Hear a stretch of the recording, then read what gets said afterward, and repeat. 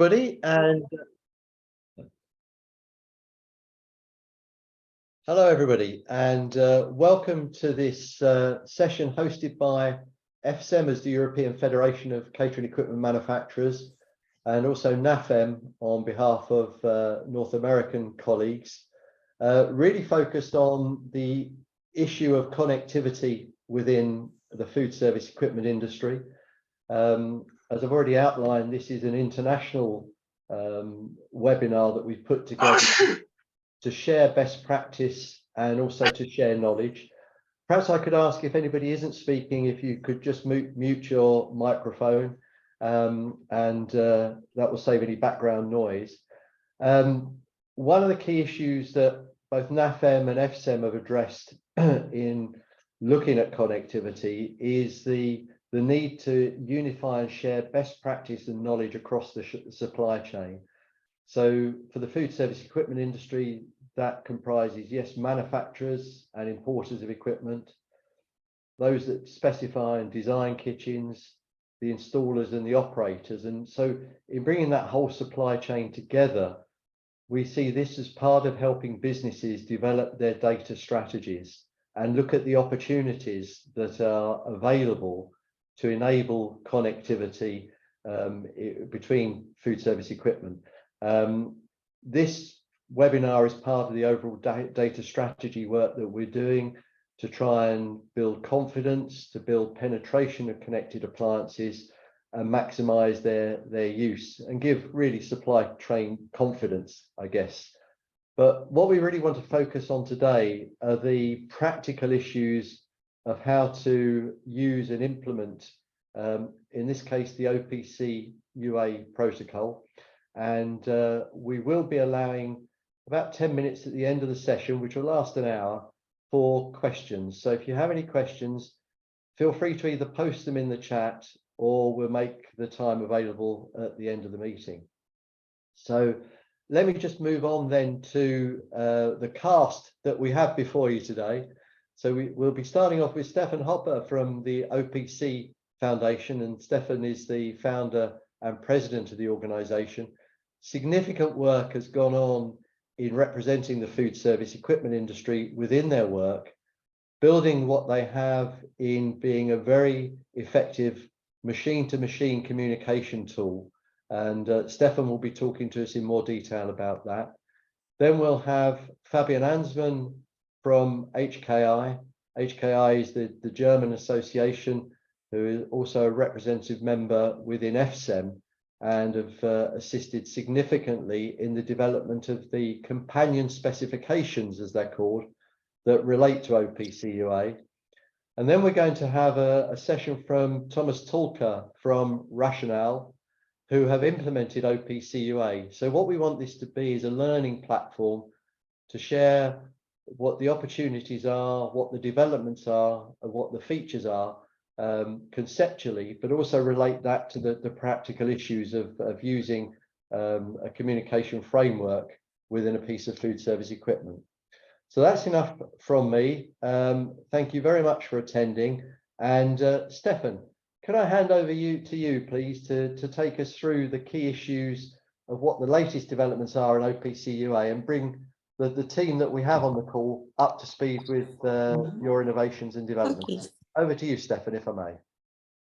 Thank you so much. There is some background. There's some background noise. Maybe people can mute themselves while I'm starting my presentation. Can you see my slide?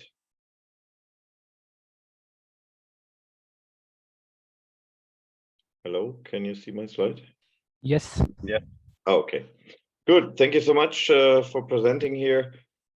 I'm focusing here today again on more the cloud connectivity, but I try to give you also some basic information. By the way, thank you very much for the introduction. I'm not the founder of the OPC Foundation. That would have made me very, very proud. Honestly, I was not the designer of OPC UA, but I delivered the world's first product in the year 2006. That makes me still proud. And till today, we don't have any compatibility break. That's also a good message here for the people on the call. Since 17 years, OPC UA is still compatible with each other. Let's quickly start. I just checked for this presentation the membership number. It is 927 worldwide. And I'd like to announce proudly that the small company Procter & Gamble has joined the OPC Foundation as member 900, but also the food company Tyson from the United States. That's a significant hint that these companies rely on OPC UA, and you will see in a second why. The vision of the OPC Foundation is to provide secure, reliable information exchange. That's it. Keith, you mentioned OPC UA as a protocol. It's not, it's much more. I have to repeat that always and show in a second why. Everything what we do is open. All specifications, once finalized, are openly available. No money to access them. You just have to register. Our open source is public available on GitHub. Certification is even, the OPC lab is available for everybody. You don't have to be a paying member at the OPC Foundation. You just go to the lab and pay the lab engineer for sure. And we are also proud that we have the super modern IPR policy. Every member of the OPC Foundation has signed to not only protect members, but also everybody who is integrating or using the OPC UA technology. That's really significant. So what is OPC UA now as a technology? And I like to first line out here the challenge what we have. The challenge is, at least in the automation world, that in the old days we had for each layer a dedicated de facto protocol to move data from one layer to the next upper layer. And this is what has changed already in a transformation into a new information network where everybody is sharing information, which is more than data. Data is just the date, but information makes them understandable, including timestamp, and brings them into a context with each other. And so the sensor, the RFID reader, the PLC, the vending machine can share data to the next upper layer, to the control layer, but also directly to cloud or ERP or ordering systems. In case your vending machine is out of material, then somebody is filling up the vending machine immediately. How do we do this? It is exactly with the open framework, OPC UA, which is an IEC standard, which is delivering to exchange standardized information. We are coming later to the topic, who is defining the standardized information, but this OPC UA framework allows to exchange the standardized information in an end-to-end secured way, even over different protocols, TCP, UDP, MQTT, and more. It's extendable, so 5G is now included and so on. And it can be even chained transport of information over different protocols, but security is end-to-end. Who is defining the standardized information? This is what we do with over 90 partners for specific information models like pumps, motors, robots, coffee machines, and Mr. Anzmann is talking about that in kitchen devices in a second. Plus, we do harmonization of all of these because every asset needs a power management interface, and we do not want to have 90 different power management interfaces for each vertical domain. So this is also what we do. I talked about already what is OPC UA as multi-vendor, cross-platform, domain independent as a standard. It is international. It's also a local standard in multiple areas in the world, also in China, also in Singapore, also in Korea. It scales from field to cloud and back. As I mentioned, there's modeling capabilities, being able to describe information, to put them in context, and security is baked in by design. It is not just added on later on. because it's not only on transport level, how to exchange information, it's also on access level, who is allowed to see, to read, or to write what kind of information. This is important for audit concepts which are integrated. There are multiple different transport mechanisms, which makes it flexible, because there is not the one and only protocol for transport which fits for all needs in deterministic real time in the factory, but also on cloud scenarios. So we need to have different protocol as transport mechanisms. And it's robust and reliable, even if you unplug the cable or the transport capability. This does not mean you lose information, as there are data buffering mechanisms integrated. Again, I try to repeat and repeat and repeat. OPC UA is not just the last mile to physical hardware, to a device or to a controller. It is also between devices, between controllers, between controller devices, but also to compute, to software, and also between two software applications. So be aware, OPC UA is an industrial interoperability solution scaling to everywhere, even up to digital twins and the metaverse, which we have just seen at the Hannover Messe last week in Hanover.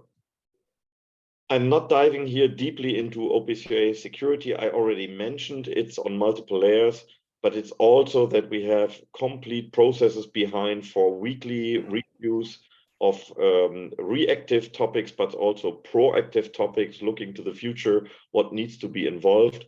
And we do guidance to shrink down everything to good, understandable one-page documents. This is the guidance you need to configure at your machine, or at your device, at your vending machine. And because of the relevance for the industry, this concept has been reviewed twice by the German BSI.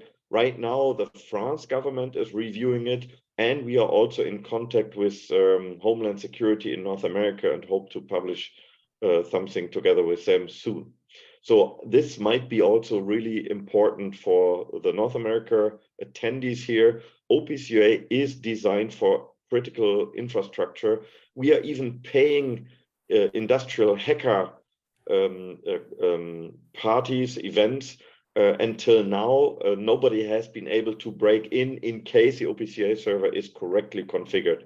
That's exactly as home. If you leave your home and keep your door open, well, then don't cry that somebody can come in. I talked about, so OPC UA overall has 3 pillars. It's a promise for secured industrial interoperability. I talked already about the left pillar. That's obviously we have certification and validation in place. We have tools. All information models are free of charge, public available. But let's talk 2 slides on these data modeling and harmonization, where we are in multiple areas, more and more, by the way, growing also into energy topics. If you want to have the complete overview of 90+ information models, I'm aware you can't read these details, then please go to the website of the OPC Foundation, and there you see who is behind, who has implemented this, and so on. Again, I like to highlight, it's really important to understand that the information model of a pump, of a generator, whatever, first is completely done by domain experts, and this has nothing to do with OPC UA as a technology.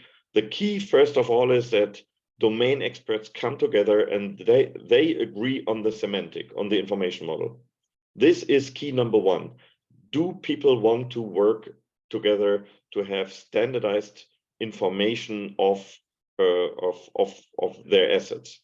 And then OPC provides these engineering tools, the modeling tools, and then be available, enabled to transport the payload, the standardized payload, over different messages, UDP, TCP, MQTT. And this is what others have integrated already. For example, Microsoft Azure and AWS do understand that these standardized payloads via MQTT in their cloud dashboards. So talking about our OPC UA cloud initiative, only focusing on the topic number 3 here, from an asset through a broker relay or directly to cloud scenarios. The challenge definitely is that in the right upper corner, you see the multi-layer Lego brick system. And if you work with MQTT, then it's just addressing the right part here of the graphic. That's why I hide it, the left part a little bit. This is exactly where you then select which kind of puzzle pieces do you need to fulfill your use case. And then you only integrate that puzzle pieces into your solution, and that makes it scalable. If you want to have also interoperability full blown up, then you also would integrate the left part inside your vending machine, because you have multiple modules from different then you would also integrate OPC UA client server, for example, and not only the pub sub via MQTT, which is more designed to the outside cloud connectivity. Inside a machine, you would mainly, I assume, also integrate OPC client server. Okay, so here you see that this was exactly the challenge. Everybody integrated OPC UA, MQTT, but everybody integrated it with a different form factor on payload, and this made everything complicated to adapt in the industry. Everybody needed a small routine to understand data from different automation vendors. So this was definitely not the solution, and the solution came up when we integrated here and made a specification for the payload, which allows bidirectional communication, a standardized topic tree, standardized information model details. You can select between minimum or full information. You can select brokerless or broker-based communication. It gives you all the freedom, definitely. We started in 2021. At that time, only 2 companies provided the new specification, which has been published in February 2018. It has 2 different bindings, by the way, JSON, which is easy to read for humans, but which is not confidential, delivering confidentiality, because everybody can read it, right? If you want to encrypt your message, be super fast, and have an end-to-end integrated security, then you might think about to transport it binary over MQTT. But my message is here, in 2021, we had 2 OT companies and 1 IT company. It was Microsoft Azure delivering this implementation. Just a year later, we had multiple more vendors. I'm skipping quickly through this here.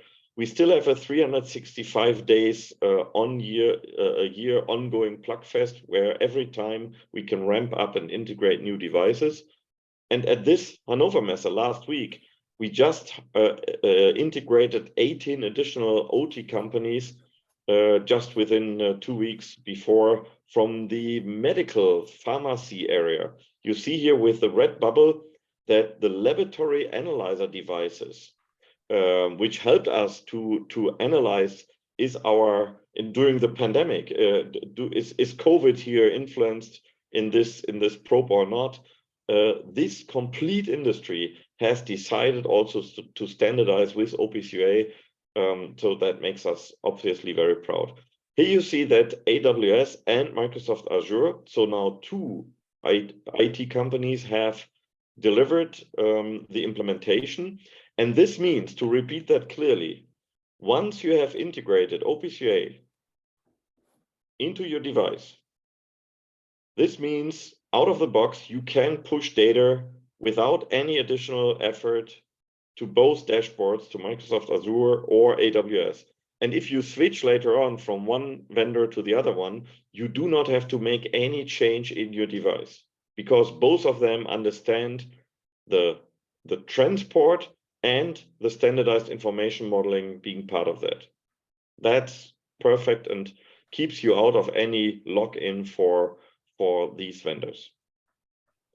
How to speed up? The company Samsung made a perfect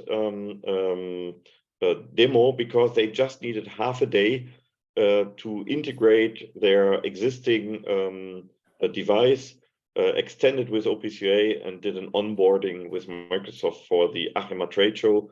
So that's really reasonable effort to have secured connectivity.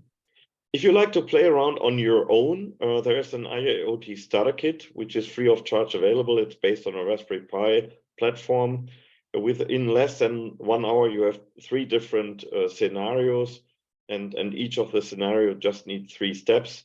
So that makes it hopefully more easy for you to understand that OPC UA is not the big complicated part.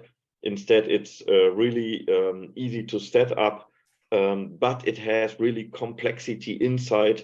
But this is hidden to the outside world. You can have toolkits for RAM start or the open source with easy guidance. I like to highlight here success stories that we have already. Success stories from Equinor pushing 1 million data points to Microsoft Azure, or automotive company Renault pushing multiple billion messages to Google Cloud.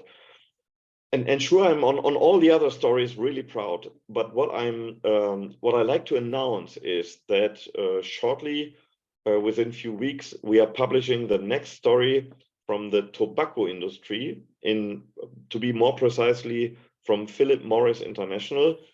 And this is the first success story where a complete domain agreed on an information model.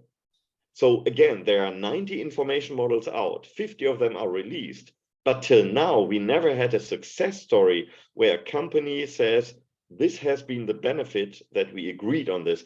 And by the way, they have been also very open on the challenges. And I'm open to repeat that challenges here. I'm not sure if it's if these will be repeated later on, but I'm open to share that. They mentioned the industry came together in the tobacco industry and made an information model. This has been then by law rolled out to all the suppliers, but then they figured out that some of the data couldn't be delivered by the suppliers. And so they had to install additional sensors then to be able to provide that additional information. Very, very interesting for me. This has nothing to do with OPC UA. It is really, how do you model information models and who is able to deliver what kind of data? This was really interesting for me. Last few slides and the call for action. Again, MQTT is not MQTT. It's just a transport pipe, nothing else. If somebody is saying, oh, it's so easy and that's providing interoperability, that's not true. OPC UA over MQTT is an IEC standard, IEC 62541. And this binding over MQTT is de facto delivering you interoperability. But again, this is just one puzzle piece. We also have client server or OPC UA messages standardized over UDP, including deterministic real-time, including safety. And because of this scalability, this is what makes it so successful. So overall, standardized content and messages are the key to be then exchanged with integrated, accepted security on the world. Call for action for you. If you like to get more information, subscribe our newsletter, and we will share exactly all these information at the upcoming OPC Day on June 19 to 23rd. Find another OPC seminar with OPC UA in the cloud on the SharePoint, on YouTube. By the way, we are right now extending OPC UA with REST interfaces. This will be finalized end of the year. This is super attractive also for the IT world, which makes it super easy then to access with standardized REST interfaces to standardized information. Sometimes you need that. It's not for high frequency data updates, but from time to time getting an update, this makes it really interesting. See all information where you can find them. Otherwise, just send me an email and I'm happy to answer that. Thank you so much for today. Thank you, Stefan, and thank you for the depth of the presentation, and also the conciseness there. And there are, as Stefan has outlined, a lot of very good resources on the OPC UA website, which I'm sure you can use, which leads us on quite nicely to Fabian. Fabian Anzmann is from HKI, the German association representing manufacturers and suppliers of commercial kitchen equipment. And what Fabian is going to do is build the relationship between what is the open platform communication that Stefan has talked about and its relevance to the food service equipment sector. So thank you, Fabian. Over to you, please. Thank you very much, Keith. I hope everyone can see my slides.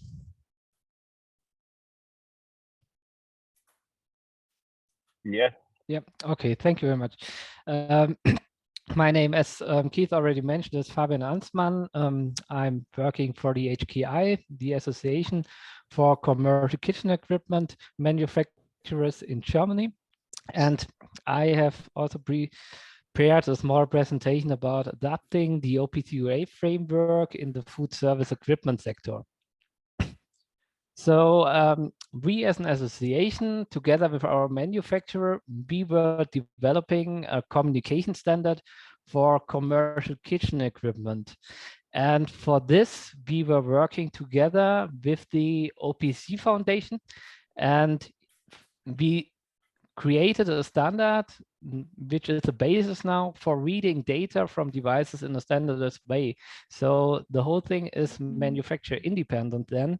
And the reason why we did that was to avoid standalone solution, because from our perspective, it's not very helpful if every manufacturer develops its own solution. Especially when you look at the operators of commercial kitchens, they do not really want to have several apps to monitor the whole kitchen.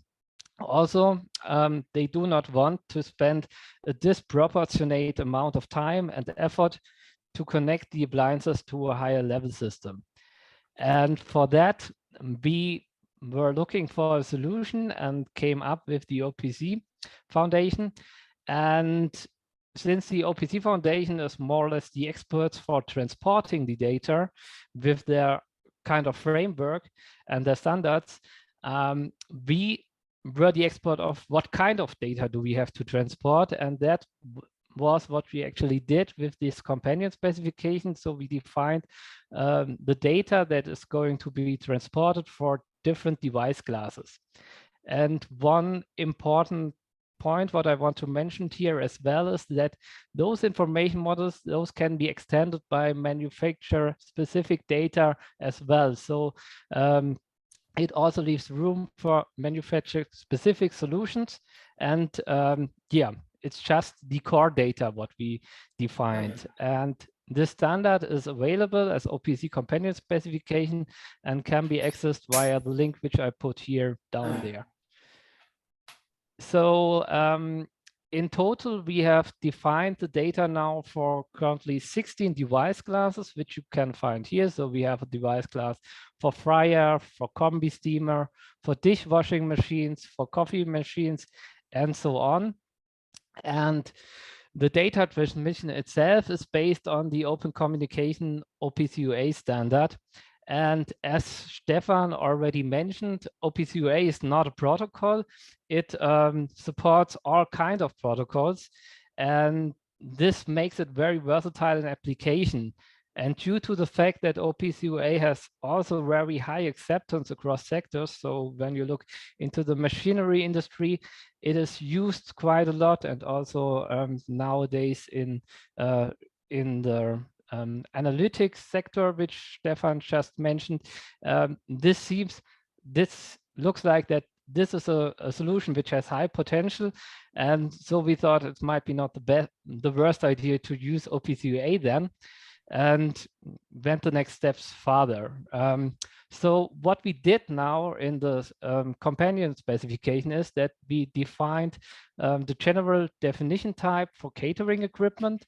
And there we had the device type, which you see here, which is basically all for every OPC device the same. So you have the hardware revision, the manufacturer, the serial number, when was the last software revision, the device class, in our case, is it a fryer, is it a combi steamer, and so on, and the device health. And we put then, we enlarged it then with the commercial kitchen device type with properties which are important for commercial kitchen. So the device location name, so where is the device, error conditions, information conditions, and information on HACCP values. This can be used to monitor whether the temperature have been maintained during the entire process, so that in the end of the cooking process, you have a safe meal. And yeah, this was information which we defined here in general. And then we defined also the information for the different device classes. And I put you here the fryers for an example. So you see the fryer device type is one part of the commercial kitchen device type, which is, and the device type in general. And the fryer device type is described as the variable is with lift. This is Boolean data type, which describes whether the appliance has an automatic system for raising and lowering the frying basket, the energy source. So what kind of energy does the fryer need to use? Do we have electric heating, gas heating, or steam heating? And the number of fryer cups. So the fryer device type describes what kind of fryer do I have. And then you have also the fryer parameter type, where you have the program mode, the set temperature, the actual temperature, the set process time, the time remaining when the program is finished, the signal mode, and the is with lift.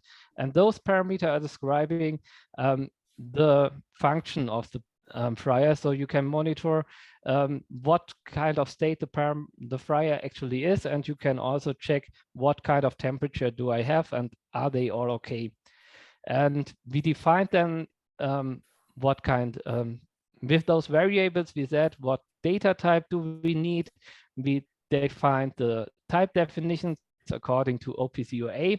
And we also defined the modeling rules. So if you have an M standing there, this means it's mandatory. And if there is an O, it's an optional variable. And is with lift is an optional variable, since not every fryer has a lift. And the R means that those variables are readable, so they can be read. So so they are suitable for monitoring. And we also defined the enumerations, like the fryer mode enumeration and the signal mode enumeration. As I said, this is the core variables. These tables can be enlarged by manufacturer-specific data as well. So, but this is the data which you have to deliver. And this is the data which can be understood then from everywhere if he is using the kind of standard. And this brings a lot of advantages, because then devices can be integrated into a higher level management systems if they are working with that kind of standard. And then it works like more or less plug and play, which is kind of a good thing. You can get all the relevant data, because the core data is more or less the relevant data for documentation and archiving, like the HACCP data. You can use the data for monitoring and visualization, and also for transmission of error and alarm messages. And the data is also important for process optimization. And due to the fact that the companion specification is in English language, and it's available on the internet, it's a worldwide standard which is freely available, and therefore everybody is able to use it, which is quite a good thing. And that was from my side a short insight what we did and what kind of information we can deliver with that kind of standard. And now I would give the ball back to Keith. Thank you very much. Excellent, and thank you very much for that, Fabian. And as you can all see, there's a huge amount of work that has gone into the development of those companion specifications. And part of that is against the backdrop of the development of the digital twins of the built environment. And whilst BIM and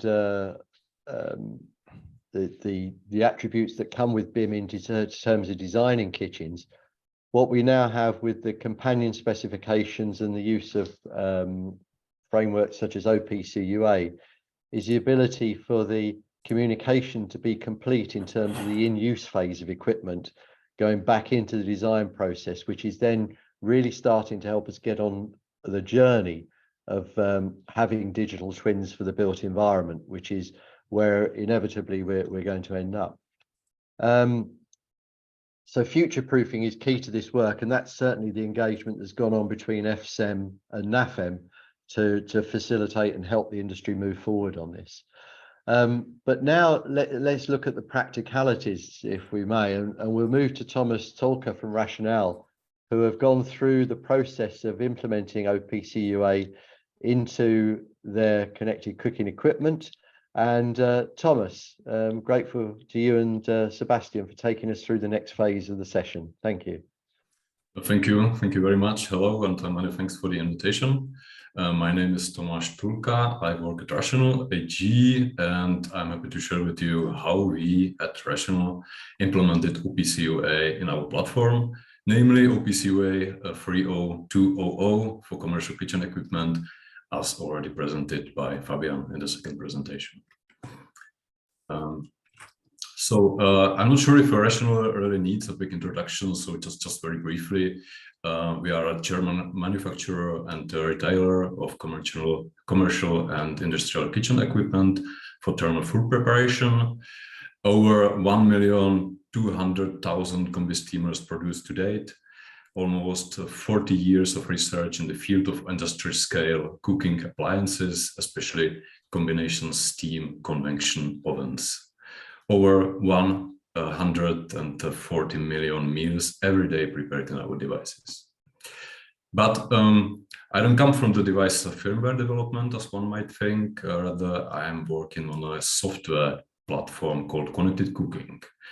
Connected Cooking is a cloud-based data platform that offers our customers additional features such as recipe management, cooking program management, hygiene management, and various data statistics and analysis.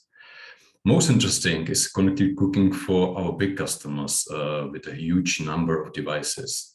When a device is managed by the platform, it does not matter where it is physically present. It can stand in the kitchen in the States or Australia or Japan, and it can be conveniently managed from an office in Germany, for instance, as long as it is online.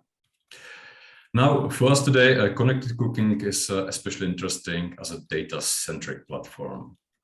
So we know already what OPC UA is, but why do we think that it is the best fit for a cloud data platform such as Connected Cooking? In short, because we believe that OPC UA is the solution for everyone, for our customers as well as for our partners and other manufacturers. In our opinion, all can benefit from the standard. So for our customers who use OPC UA already, this means extra advantages such as centralized management, maintenance, and support via Connected Cooking, with minimal or no required changes in the existing applications. The service person, for instance, no longer has to be on site to access the data, to analyze the problem in order to fix it. All can be performed remotely. As far as data is no more locked in the device, manufacturers get valuable insights about what is happening on the device. Feedback so important for optimization and improvement. So how does such a data-centric platform look like? Conceptually, data comes in the form of various sources such as HTTP applications, messaging brokers, like, for instance, the MQTT-based OPC UI in the cloud solution we have already heard about in the first presentation, or other external OPC UI infrastructures. OPC UA will not change this concept. OPC UA is in fact an additional communication interface provided by the platform.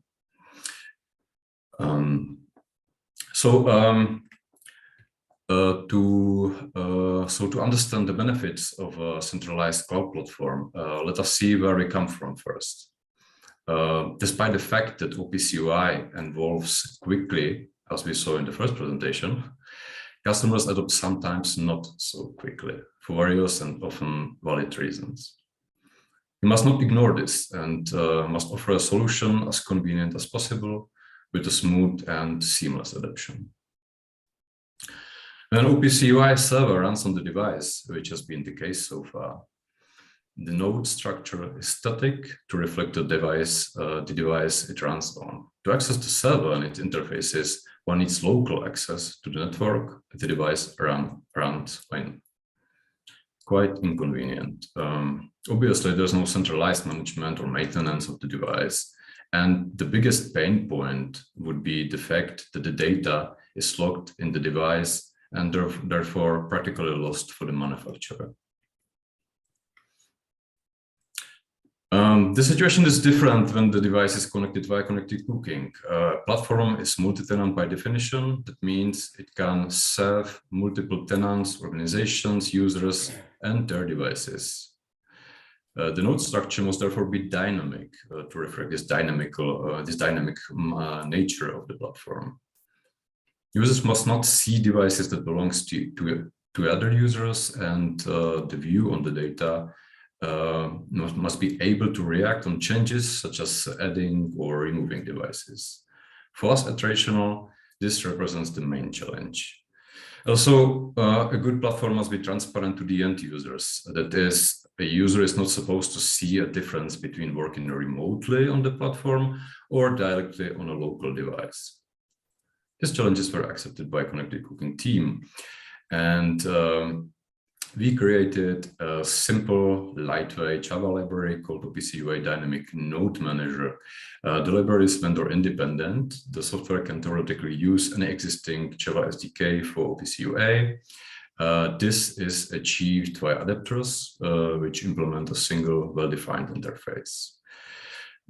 Since HTTP endpoints, often called REST APIs, are de facto a standard in web application development, the dynamic node manager provides a REST-like interface for node definitions to make it easy to work with in a familiar way.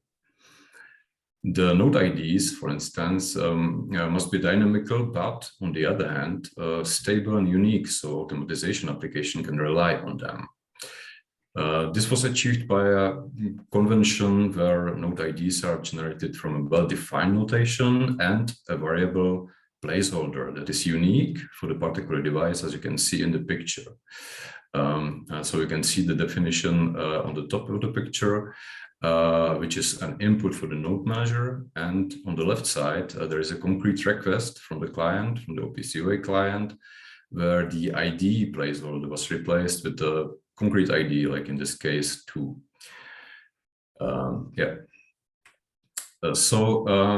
Now we're entering the danger zone. I think we got enough time to a small presentation. It's better to show than to tell. Otherwise, you can just trust me, but it's much better to see it. So basically what I have here is probably a well-known tool for OPC UA development. What I have here is a connection to Connected Cooking. As you can see, it's a public, globally accessible URL. And I already created a user for demo purposes. So I will use this user to access the application with username and password. So basically with credentials.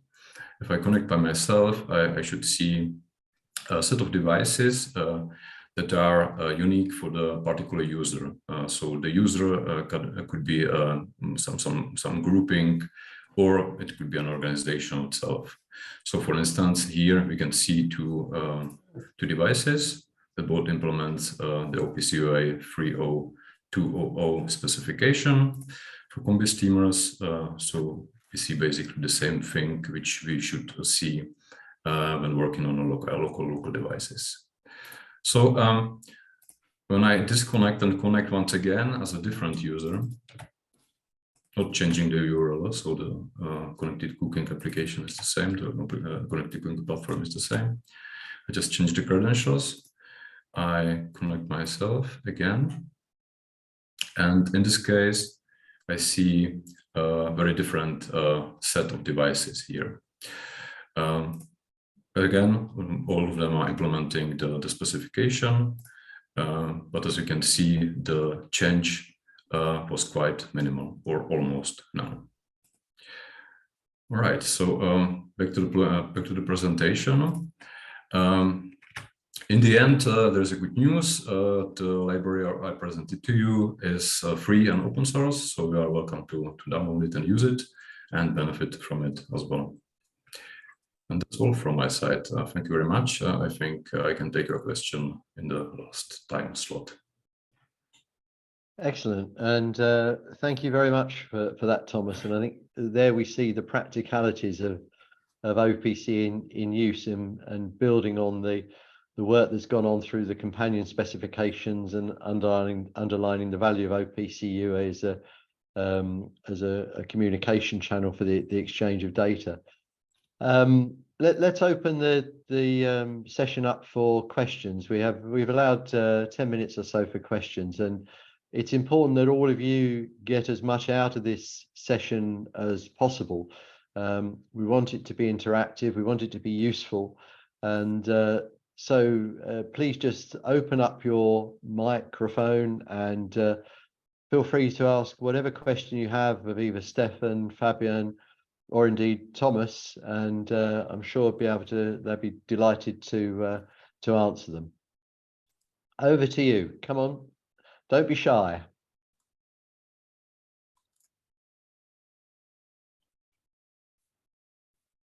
They won't have answered all your questions because we all know this area. There are always more questions than there are answers. Come on, don't be afraid. Stefan, I've got a question. Is HKI or EFCEM members of OPC at this time? Honestly, I don't know, but I will quickly look. There is a web page on opcfoundation.org. It's the menu category is named members, and we can just put in a name, HKI. But no, HKI is not a member. But honestly, you don't need to be a member to access the public available information or implement OPC UA. You don't have to pay any runtime fees to the OPC Foundation. The only money we get, by the way, it's the budget of the OPC Foundation is $4.5 million per year.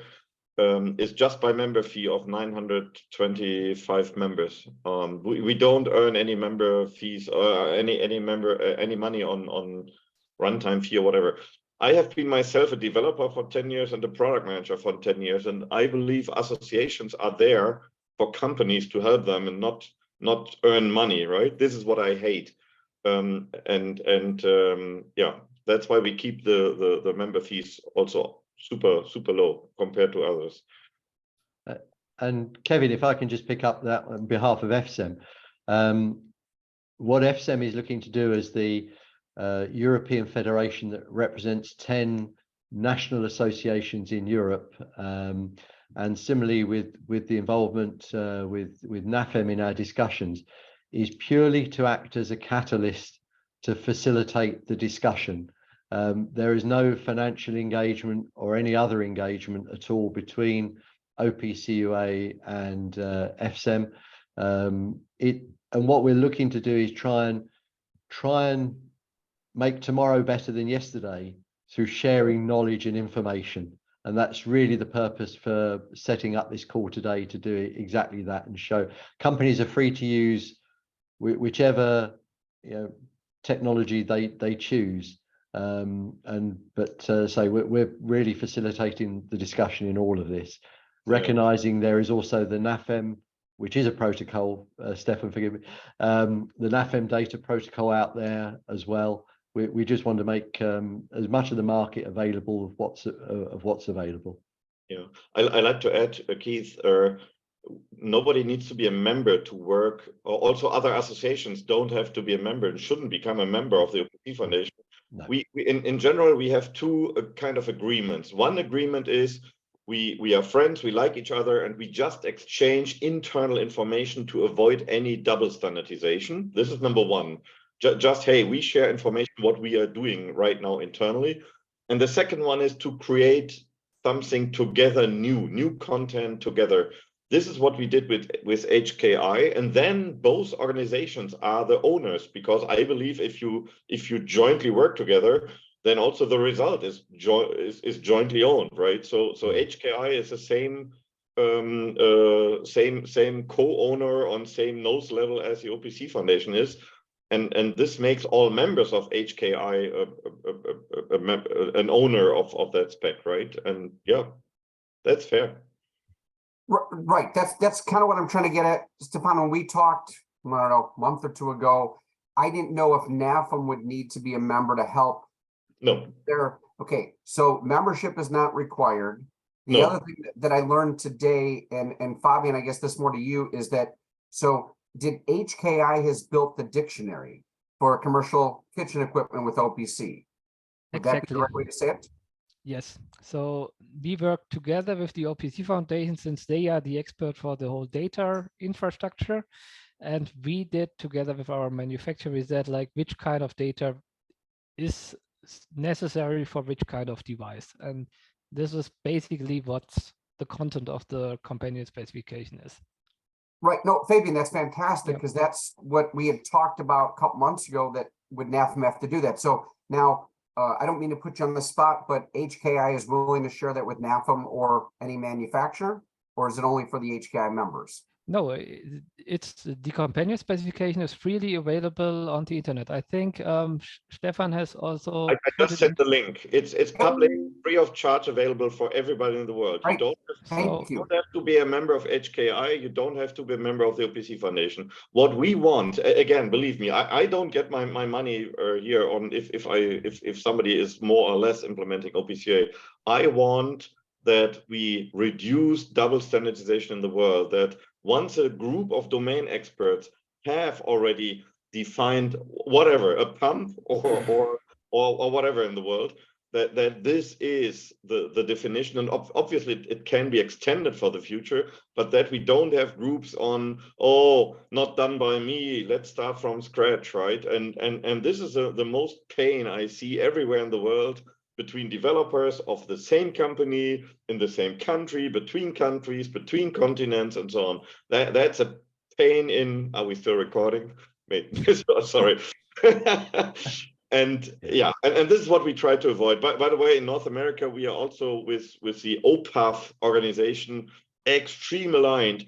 To the outside world, it's called OPAS. It's the standard of standards for the complete process industry. But behind it's OPCA as the exclusive transport interoperability solution. Yeah. No, this is great. This is exactly, we don't want to reinvent the wheel. And some of the people on this call know that there's other standards organizations that worldwide, it'd be nice if we just have the one. So I just wanted to confirm the information that I can pass along to associates here in the state. So no, this is all really good news today. Thank you. And remember what I had in my slide: North America, AWS, and Microsoft Azure and Google have confirmed they are implementing OPCA over MQTT. AWS and Microsoft has already. At this Hannover Messe, Microsoft, Erich Barnstedt, on just pressing a button, just in a few seconds, he created a digital twin running on Azure, uploading the complete information model, instantiating that, so you have all standardized data, reading up information. I mean, that's cool, right? Yeah. Thank you for the question, Kevin. Anybody else with a question, please? Could I ask a question, Stefan? As regards putting OPC UA on a piece of equipment, is it just a software that you would put on the interface, or would you need a piece of hardware to interlink? Well, honestly, you don't need hardware. It could also run virtually somewhere, but at the end, it's somebody else's computer, even if it's a cloud, right? But even OPCA is integrated in chip level. For example, there's a chip from company Hilscher, which is putting OPCA in a chip, which is for super small sensors in factory automation. But the requirements are very low. It depends a little bit what you want to do. For example, normally you want to also have a timestamp with your value of something, right? And so you need somehow also a time clock mechanism on your chip. But again, OPC UA is completely independent from any operating system. You can run it on Linux, on Windows, on QNX, or on whatever. It is independent from any implementation language. You can run it in Java, in C++, in C#, Node-RED, and whatever. So I don't see that there is a limitation. If you like to really reduce it to the minimum of everything, and you say, and then you have to skip off also functionalities where I believe it's super critical important, but just for maybe more academic purpose, we tested how to strip it down, and at the end, OPC UA MQTT was running on an 8-bit chip with 2 kilobyte SRAM, which means, but then you're just pushing out the message. It is no longer able to exchange certificates for security and so on, but the receiver of the message, the AWS, the Microsofts, still can interpret that as a standardized information. Yeah. Thank you. But again, I like to repeat, I'm not recommending this because I believe even a higher value of standardized information and exchange them is security. If something is not secure, honestly, even standardized information has no value. And that's why we are proud that we have been reviewed by international experts, and I mentioned in my presentation, we are in contact with Homeland Security. We are we hope that we get reviewed because we are so optimistic that it is open and stable because it's open source. Everybody can look in. It is not the gray box where you just have to trust, right? Nobody believes that in today's world. Thank you, Stefan. Thanks for the question, Andy. Any other questions?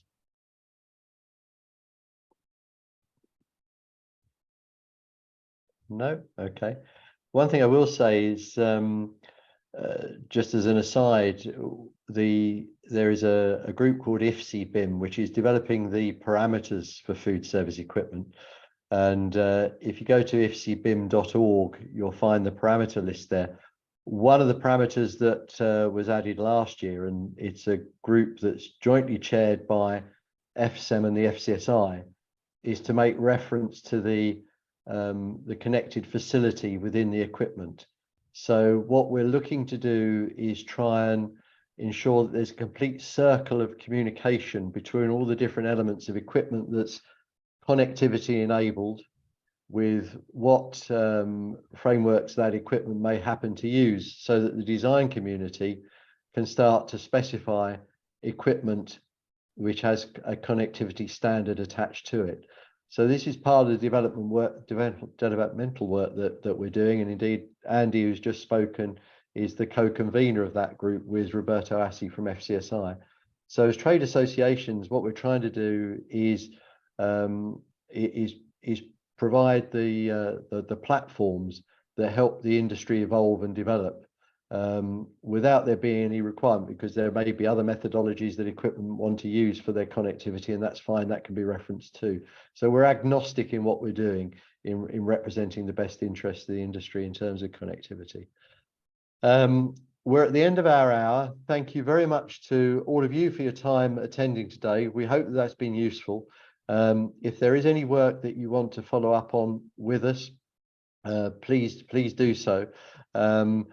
A great debt to each of our presenters. So Tomas, Fabian, Stefan, thank you very much for your input today and for the time in preparing the presentations, and for the depth and level of insight that you've put into today's webinar.